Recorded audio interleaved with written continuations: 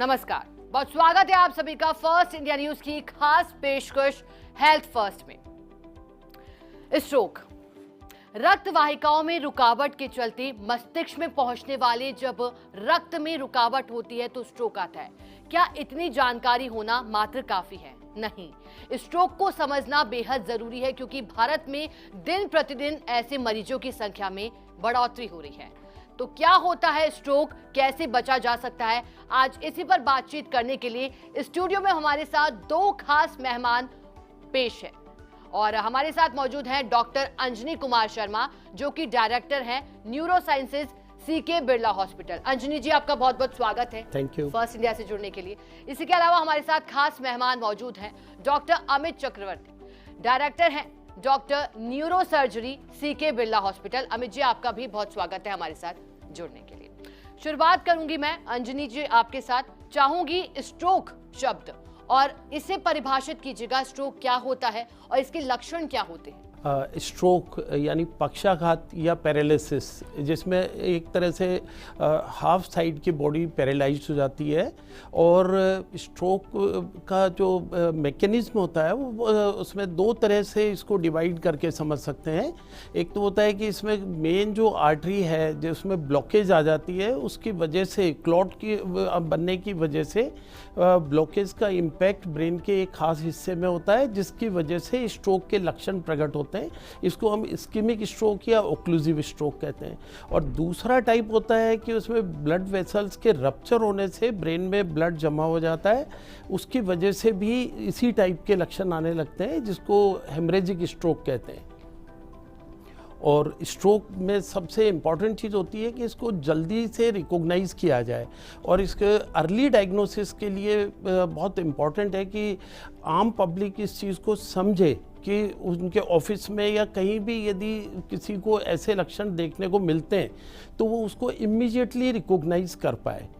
तो इसको लक्षण और इसके जो मेन सिम्टम्स हैं उनको समझने के लिए एक्रोनिम यूज़ होता है फास्ट, या उसको और एक्सपेंड करें तो be fast. B stand for balance. Patient ठीक है, सडनली उसको बैलेंस में प्रॉब्लम होता है, पैर लड़खड़ाने लगते हैं, तो ये स्ट्रोक का एक इम्पॉर्टेंट सिम्टम हो सकता है। Eyes stand for vision. Basically vision में यदि अचानक से आँख से दिखने में धुंधलापन आने लगे या आँख से डबल दिखाई देने लगे तो वो भी स्ट्रोक का एक इम्पॉर्टेंट सिम्टम हो सकता है। F stand for face. तो यदि पेशेंट को बोलते हैं कि भाई आप स्माइल करके दिखाएं या वो बात कर रहा है तो फेस एक साइड में डेविएट होने लगता है और ये लगता है कि फेस पे टेढ़ापन आ गया है। और ए स्टैंड फॉर आर्म्स। तो यदि पेशेंट को बोलते हैं कि आप अपने हाथ ऊपर करें तो एक साइड के हाथ का ड्रूपिंग होने लगता है, वो मेंटेन नहीं कर पाता, इसका मतलब कि एक साइड में कमजोरी आ रही है। और यदि पेशेंट को कुछ स्टेप्स चलने के लिए बोलते हैं तो एक साइड में वीकनेस की वजह से वो प्रॉपरली चल नहीं पाता है। And T is also most important, that includes time. And before that S stands for speech. जब वो बात करता है तो या तो बात अच्छे से अपनी क्लियरली कह नहीं पाता है या आवाज़ उसकी लड़खड़ाने लगती है या वो समझने की शक्ति कम हो जाती है। और T stands for time. So time means कि time is very important in management of stroke. उसमें जितना जल्दी अपन मैनेजमेंट शुरू करेंगे अल्टीमेट रिकवरी उतनी ही अच्छी होती है। तो यदि अपन इन 6 चीज़ों का ध्यान रखेंगे, यदि जनरल पब्लिक को ये अवेयरनेस रहेगा कि यदि इनमें से कोई भी लक्षण देखने को मिलते हैं तो इमीडिएटली नियरेस्ट अच्छे हॉस्पिटल में उनको पहुंचना चाहिए जहां स्ट्रोक का मैनेजमेंट शुरू किया जा सके। बिल्कुल डॉक्टर अंजनी, आपने स्ट्रोक के लक्षण बताए कि जिसको ध्यान में रख करके इस बीमारी से बचा जा सकता है और स्ट्रोक के बारे में समझेंगे, लेकिन डॉक्टर अमित भी हमारे साथ जुड़े हुए हैं। अमित जी, मैं चाहूँगी क्योंकि आप न्यूरो सर्जरी डिपार्टमेंट से जुड़े हुए हैं, आप बताइए कि स्ट्रोक का ट्रीटमेंट क्या हो सकता है, क्योंकि जरूरी हो जाता है कि सही समय पर सही ट्रीटमेंट मिलना। यस, ये बहुत ही अच्छा सवाल है। स्ट्रोक, जैसे डॉक्टर अंजनी जी ने कहा, कई प्रकार से मैनिफेस्ट हो सकता है और एक बार आपने ये डायग्नोज कर लिया घर के लेवल में कि मरीज को स्ट्रोक हुआ है, कंफर्म हो गया है, तो जैसे उन्होंने कहा टाइम सबसे इम्पॉर्टेंट है। आप जितने जल्दी हो सके मरीज को प्रॉपर क्रिटिकल केयर एम्बुलेंस में नियरेस्ट न्यूरो साइंसेस सेंटर में ले जाइए जहाँ पे न्यूरोलॉजी और न्यूरोसर्जरी की सुविधाएं उपलब्ध हो। अगर हम मैनेजमेंट की बात करें तो मैनेजमेंट आमतौर पे 3 तरह से डिवाइड किया गया है। पहला एक है मेडिकल मैनेजमेंट, जिसके बारे में डॉक्टर अंजनी जी विस्तार में बताएंगे। दूसरा है न्यूरोसर्जिकल मैनेजमेंट, जिसके बारे में मैं बताऊंगा। और ये दोनों मैनेजमेंट जो एक्यूट फेज मैनेजमेंट होता है, इसके बाद हम नेक्स्ट लेवल में जाते हैं जिसको कहते हैं रिहैबिलिटेशन। रिहैबिलिटेशन फर्दर कुछ टाइम फ्रेम्स में डिवाइड कर दिया गया है। एक्यूट रिहैबिलिटेशन में जो मरीज की जो कमजोरी है या मरीज के जो स्पीच के प्रॉब्लम्स हैं, हम उस पर फोकस करते हैं। और धीरे धीरे हम सोशल रिहैबिलिटेशन में भी जाते हैं, ताकि ऐसे मरीज जो स्ट्रोक के होते हैं उनको कई सारे सोशल इश्यूज भी फेस करने पड़ते हैं, जिसे हमें बहुत ही समझदारी से टैकल करना पड़ता है। तो आई थिंक इससे पहले कि मैं सर्जिकल मैनेजमेंट में बात करूंगा, मैं डॉक्टर अंजनी जी से रिक्वेस्ट करूंगा कि एक बार मेडिकल मैनेजमेंट के बारे में पहले वो 2 शब्द कहें, फिर हम सर्जरी में जाएंगे। बिल्कुल अंजनी जी, आप मेडिकल टर्म को बताइएगा कि क्या ट्रीटमेंट होता है। मेडिकल मैनेजमेंट में पेशेंट के इमरजेंसी में पहुंचते ही उसका इमीडिएटली एक क्विक असेसमेंट होता है, जिसमें उसके डिफरेंट पैरामीटर्स को चेक करना होता है, उसका पास्ट बैकग्राउंड नोट करना होता है कि पेशेंट को पहले से कोई ब्लड प्रेशर तो नहीं चल रहा है, डायबिटीज़ तो नहीं है, या उसको कोई ऑलरेडी कोई हार्ट की प्रॉब्लम है जिसकी वजह से स्ट्रोक होने की संभावना है। तो एक क्विक असेसमेंट के बाद ये डिसाइड करना होता है कि यदि पेशेंट को स्ट्रोक सस्पेक्टेड है तो इमीडिएटली उसका कुछ ज़रूरी ब्लड इन्वेस्टिगेशन कराने के साथ ही उसका सबसे पहले प्रिलिमिनरी टेस्ट होता है सीटी स्कैन या एमआरआई।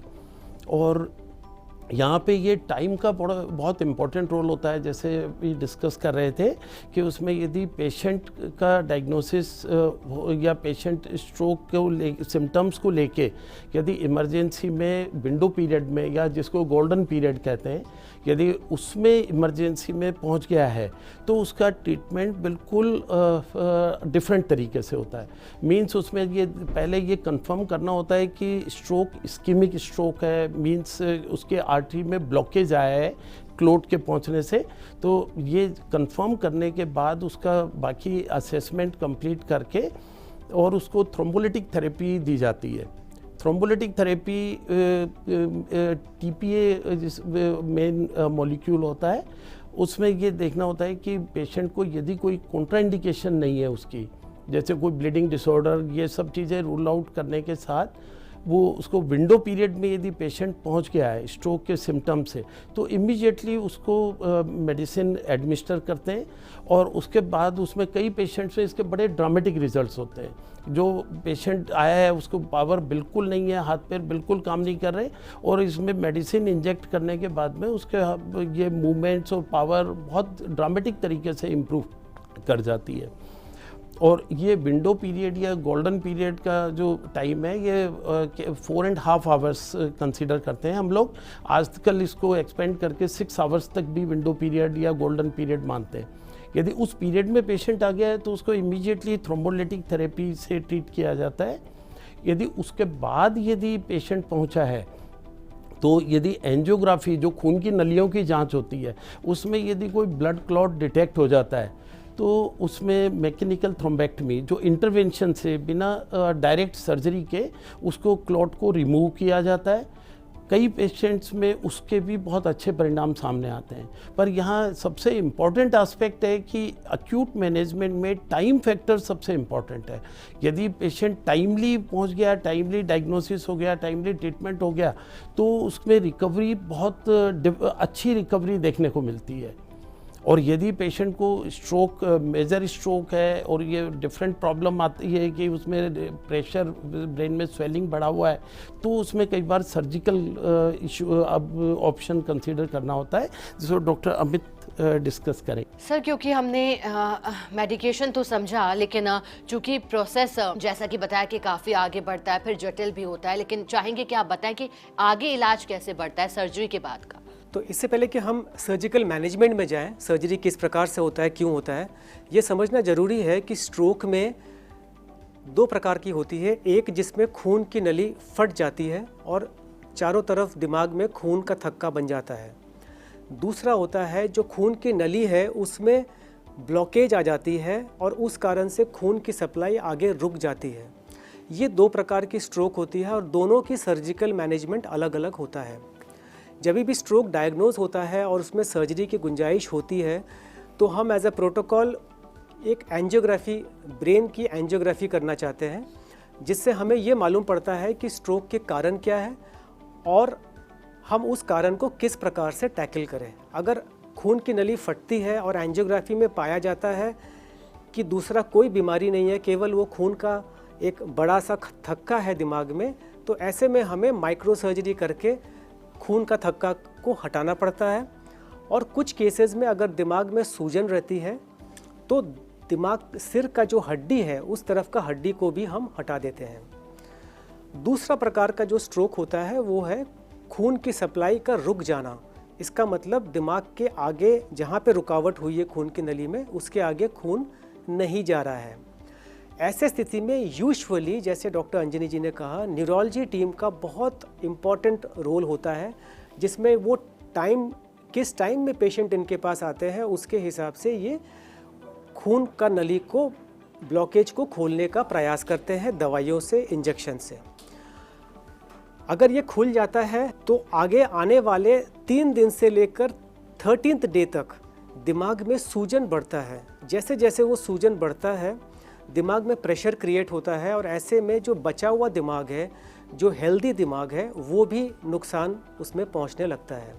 ऐसे में हमें अर्जेंट ऑपरेशन करके दिमाग का उस तरफ के जो बोन है, जो हड्डी है, उसको हटाया जाता है।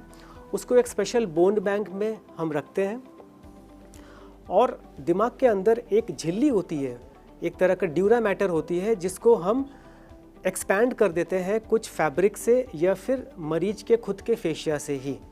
इससे दिमाग को सूजन को झेलने का क्षमता मिलती है और जगह भी मिलती है। तो ये 2 प्रमुख सर्जरीज होते हैं जो हम करते हैं इन केस ऑफ स्ट्रोक। तीसरा, अगर एंजियोग्राफी में कोई बीमारी आती है जो आम तौर पे उसको हम मेडिकल भाषा में कहते हैं एन्यूरिज्म या एवीएम, अगर ये एवीएम होती है या एन्यूरिज्म होता है तो उसके लिए एक अलग प्रकार की सर्जरी भी हमें ऐड ऑन करनी पड़ती है, जिसमें कि हम इस पर्टिकुलर बीमारी को जड़ से हटा दें।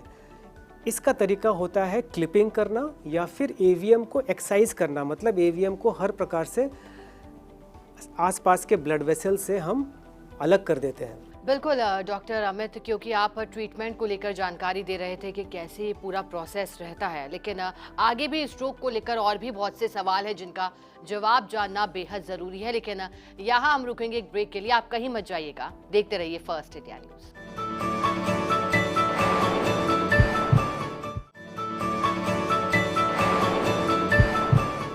ब्रेक के बाद स्वागत है आप सभी का। तो आप फर्स्ट इंडिया की खास पेशकश हेल्थ फर्स्ट देख रहे हैं और हमारे साथ स्टूडियो में 2 खास मेहमान जुड़े हैं जो स्ट्रोक से जुड़ी समस्या और स्ट्रोक से जुड़े तमाम प्रश्नों का जवाब दे रहे हैं। हमारे साथ मौजूद है स्टूडियो में डॉक्टर अंजनी कुमार शर्मा और हमारे साथ मौजूद हैं डॉक्टर अमित चक्रवर्ती। दोनों से हम स्ट्रोक से जुड़ी बातें जान रहे हैं क्योंकि हमने ट्रीटमेंट तो जाना, लेकिन डॉक्टर अंजनी, मैं चाहूंगी कि अब ट्रीटमेंट तो हम समझ रहे हैं स्ट्रोक के बारे में, लेकिन चाहेंगे कि आप ये भी बताएं कि स्ट्रोक के प्रमुख कारण क्या होते हैं, स्ट्रोक आखिर किस वजह से आता है? देखिए, स्ट्रोक में दोनों चीज़ें बहुत इम्पॉर्टेंट होती है। एक तो इसमें लाइफ स्टाइल, जैसे आजकल यंग जनरेशन में भी स्मोकिंग, अल्कोहल का प्रयोग बहुत ज़्यादा होने लगा है और उसकी वजह से भी, स्मोकिंग वगैरह की वजह से फिर ये चांसेस बढ़ जाते हैं कि उसको यंग एज में भी कई बार स्ट्रोक हो जाता है। और इसके अलावा जो मेडिकल इलनेस हैं, जैसे हाइपरटेंशन है, ब्लड प्रेशर बढ़ा हुआ है, यदि उसको कई बार इग्नोर करते हैं, उसका ट्रीटमेंट शुरू नहीं करते, तो काफ़ी ज़्यादा संभावना रहती है कि उसको आगे चल के स्ट्रोक के प्रॉब्लम आ सकती है। यदि डायबिटीज़ है, उसका कंट्रोल स्मूथली नहीं है, तो भी उसमें स्ट्रोक की रिस्क काफ़ी ज़्यादा बढ़ जाती है। इसके अलावा यदि कोई भी हार्ट डिजीज़ है, जैसे छोटे बच्चों में कंजेनिटल हार्ट डिजीज़ होती है या रूमेटिक हार्ट डिजीज़ होती है, उसमें वाल्व की प्रॉब्लम की वजह से हार्ट की गति अनियमित हो जाती है और वहाँ से ब्लड क्लॉट ब्रेन में पहुँच सकता है। और यदि अपन एल्डरली की बात करें तो एल्डरली पर्सनस में इस्कीमिक हार्ट डिजीज़, जिसको हार्ट अटैक बोलते हैं, हार्ट अटैक के बाद भी ये देखने को मिला है कि यदि हार्ट के लिए अपन ने इमीडिएटली एंजियोप्लास्टी स्टेंटिंग कर लिया, पर फिर भी उसमें यदि आगे ट्रीटमेंट प्रॉपरली नहीं फॉलो करते तो हार्ट से ब्लड क्लॉट बन के ब्रेन में पहुंच जाता है, वो खून की नस को ब्लॉक करता है, फिर पेशेंट को स्ट्रोक हो जाता है। तो इन सब चीज़ों को देखते हुए बहुत इम्पॉर्टेंट है कि एक हर तरह से अपन जागरूक रहें। पहली चीज़ तो ये है कि जो एसोसिएटेड मेडिकल इलनेस है, जैसे ब्लड प्रेशर है, डायबिटीज़ है या कोई कार्डियक प्रॉब्लम है, इसको टाइमली टेकल करें, इसका ट्रीटमेंट बिल्कुल सिंसियरली रेगुलरली फॉलो करें। इसके अलावा अपने जो लाइफ स्टाइल मॉडिफिकेशन है, जैसे स्मोकिंग, इसमें बिल्कुल एब्सोल्युटली स्मोकिंग और टोबैको ये सब टोटली बंद करना होता है पेशेंट को, क्योंकि ये स्ट्रोक की रिस्क को कई गुना बढ़ा देता है।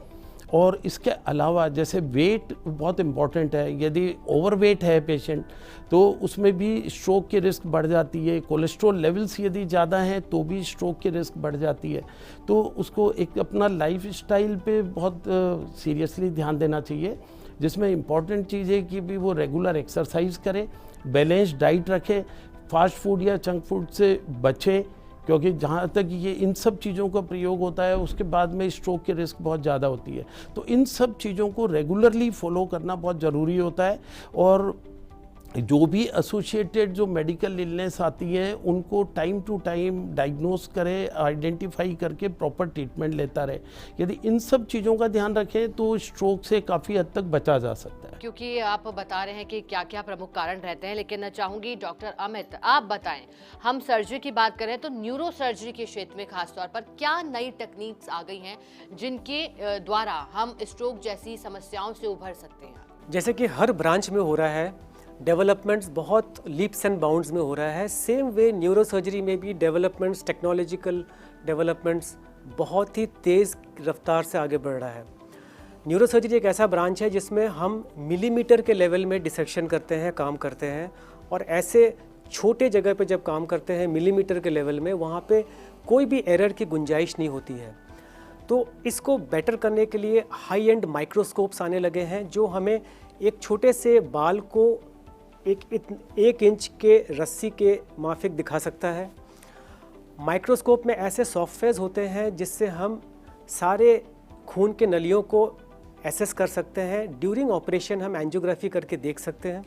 ये एक डेवलपमेंट है। इसके साथ दूरबीन के जो फैसिलिटीज़ हैं, दूरबीन के द्वारा हम क्लॉट को निकालते हैं, जिसमें कि जो सिर का ऑपरेशन का जो छेद है वो काफ़ी छोटा हो गया है। तो इसको जिसको माइक्रो सर्जरी या एंडोस्कोपिक असिस्टेड माइक्रो सर्जरी का नाम देते हैं। हालांकि ऐसा कुछ सर्जरीज़ होते हैं जिसमें हमें बड़ा सर्जरी करना पड़ता है अगर वो सूजन ज़रूरत से ज़्यादा है। इसके अलावा इंट्राऑपरेटिव न्यूरो मॉनिटरिंग और इंट्राऑपरेटिव MRI जिसको कहते हैं, ये कुछ लेटेस्ट डेवलपमेंट्स हैं जिसमें हमें सर्जिकल एक्यूरेसी और सर्जिकल सेफ्टी मार्जिन्स को बढ़ाते हैं। डॉक्टर अंजनी, क्योंकि आपने एक शब्द का जिक्र किया था गोल्डन आवर, अमूमन लाइफ में जब हम गोल्डन शब्द का इस्तेमाल करते हैं तो बेहतरीन पलों की बात होती है, लेकिन गोल्डन आवर मेडिकल टर्म में क्या होता है और स्ट्रोक जैसी स्थितियों में इससे कैसे निपटा जा सकता है? देखिए, गोल्डन आवर स्ट्रोक के केस में इम्पॉर्टेंट इसलिए होता है कि यदि उसके पेशेंट के फर्स्ट सिम्टम का टाइम नोट किया जाए कि उसको कब तक पेशेंट बिल्कुल नॉर्मल था और फिर कब से उसको वर्सनिंग शुरू हुआ, क्योंकि ट्रीटमेंट में टाइम फैक्टर सबसे इम्पॉर्टेंट है। यदि वो विंडो पीरियड या गोल्डन आवर के बाद यदि हॉस्पिटल लेके आए हैं, उसके बाद डायग्नोसिस हुआ है, तो ये ऑप्शन बिल्कुल क्लोज हो जाता है। और यदि इस ऑप्शन को यूज़ करना है तो पेशेंट को 4.5 घंटे में स्ट्रोक के सिम्टम से लेके 4.5 घंटे के अंदर अच्छे न्यूरोसाइंस से इक्विप्ड सेंटर पे पहुंचना होता है। वहाँ पे डायग्नोसिस कंफर्म करना होता है कि हम लोग जो डील कर रहे हैं ये खून की नस में ब्लॉकेज आने की वजह से स्ट्रोक हुआ है, उसको डील कर रहे हैं, न कि ब्रेन हेमरेज को, क्योंकि कई बार दोनों में सिम्टम्स मिलते जुलते होते हैं। तो जब ये कंफर्म हो जाता है कि ये आर्टरी में ब्लॉकेज की वजह से स्ट्रोक हुआ है, तो वो थ्रोम्बोलिटिक थेरेपी को यूज़ करना होता है, खून क्लॉट को डिज़ोल्व करने की मेडिसिन देनी होती है।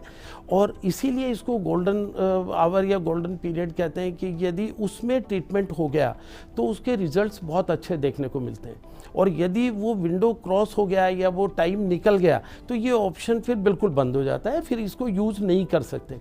फिर बाकी जो ट्रीटमेंट चलता है उसके बाद में ये कई बार ये लगता है कि बहुत लंबे टाइम तक पेशेंट को कोई रिकवरी नहीं हुई, पेशेंट फैमिली पे डिपेंडेंट हो जाता है, एक साइड का उसका बॉडी काम नहीं कर रहा है या बैलेंस नहीं बना पा रहा, तो एक तरह से बेड रिडन हो जाता है या व्हीलचेयर बाउंड हो जाता है।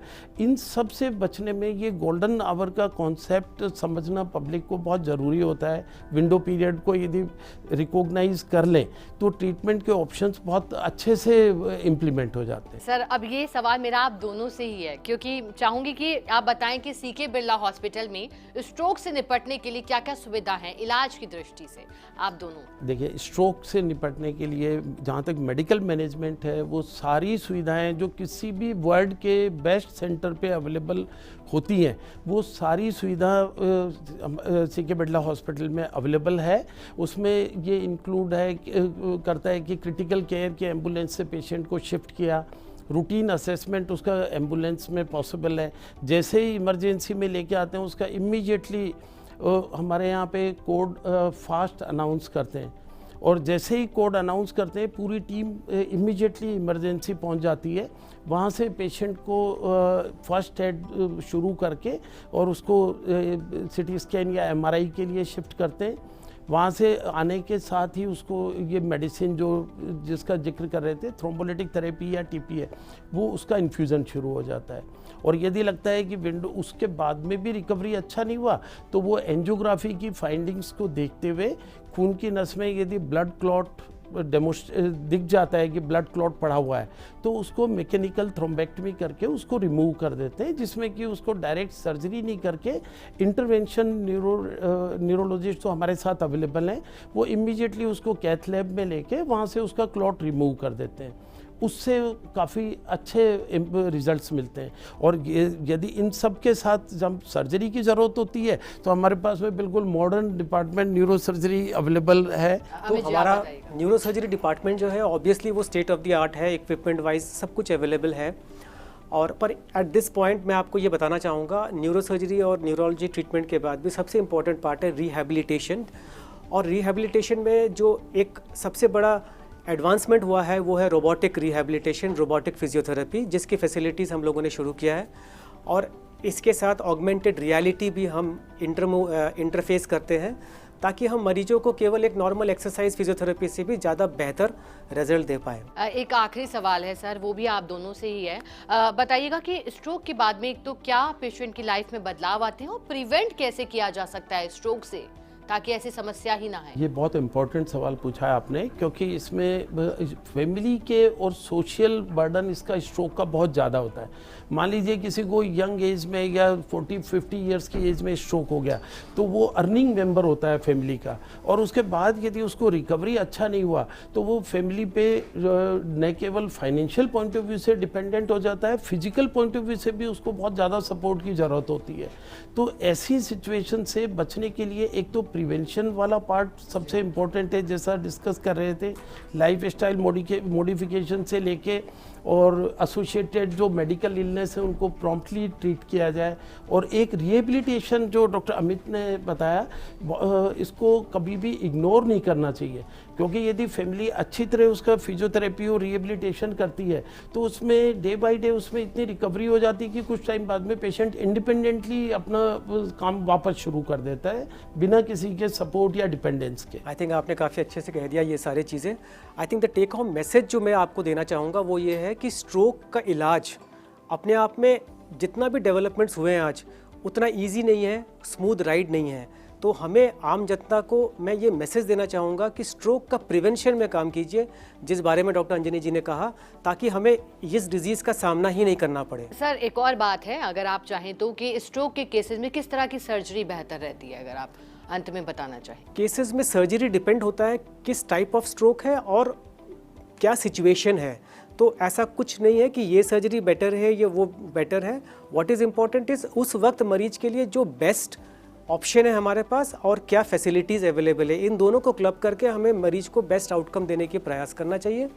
और जहाँ तक मैंने कहा एंडोवैस्कुलर दूरबीन, माइक्रोस्कोप, इंट्राऑपरेटिव सॉफ्टवेयर्स होते हैं, इन सब का मदद लेके हम मरीज को बेस्ट रिजल्ट दे सकते हैं। बिल्कुल डॉक्टर अंजनी और डॉक्टर अमित, पहले तो सबसे पहले आपका बहुत बहुत शुक्रिया अदा करना चाहूँगी फर्स्ट इंडिया के साथ जुड़ने के लिए और स्ट्रोक जैसी गंभीर बीमारी पर दर्शकों को जानकारी देने के लिए बहुत बहुत धन्यवाद डॉक्टर अंजनी जी और डॉक्टर अमित जी, आपका भी बहुत बहुत धन्यवाद। तो जैसा कि बताया, स्ट्रोक सीडीसी के आंकड़े कहते हैं कि भारत में स्ट्रोक से होने वाली मृत्यु में देश का स्थान चौथा है। हर 1 लाख व्यक्ति प्रति में 150 व्यक्ति की मृत्यु स्ट्रोक से होती है, स्ट्रोक जैसी समस्या से जूझ रहे हैं। तो आज हमने जाना कि स्ट्रोक से कैसे बचा जा सकता है, क्या कारण है, लाइफस्टाइल को बेहतर करके, अपना ख्याल रख के इस गंभीर बीमारी से हम बच सकते हैं। तो आप देखते रहिए फर्स्ट इंडिया न्यूज़। नमस्कार।